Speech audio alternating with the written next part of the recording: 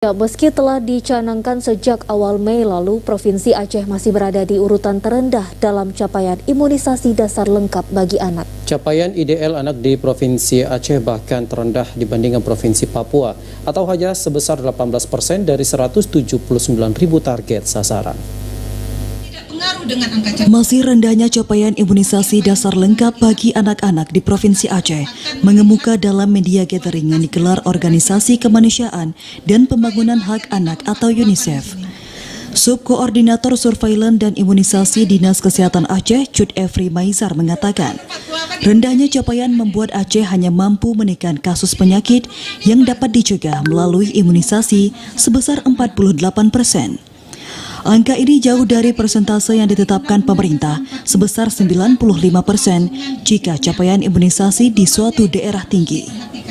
Rendahnya pengetahuan masyarakat tentang pentingnya imunisasi yang merupakan hak anak menjadi tantangan di tengah upaya sosialisasi yang dilakukan pemerintah.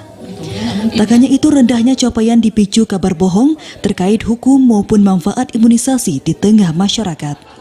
Sebenarnya sosialisasi itu sudah kita sampaikan melalui petugas-petugas kesehatan yang ada di puskesmas. Seyogyanya capaian untuk dapat kita dinyatakan itu menurunnya kasus-kasus penyakit yang dapat dicegah dengan imunisasi itu harus 95%.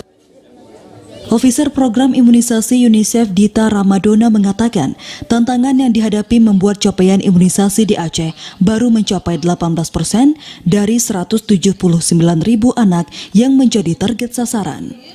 Kondisi ini membuat kasus penyakit yang dapat dicegah melalui imunisasi seperti campak turut meningkat di Aceh sebanyak 1.000 kasus hingga Agustus lalu.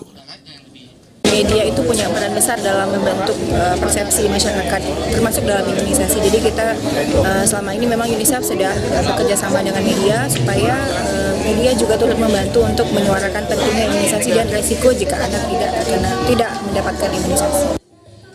Berlangsung sehari, kegiatan yang turut dihadiri pegiat kesehatan ini bertujuan meningkatkan kapasitas jurnalis tentang program imunisasi. Jurnalis diharap dapat menyuarakan penting dan risiko yang timbul jika anak tidak mendapat imunisasi. Dari Aceh Besar, Arman Konadi, TVRI melaporkan.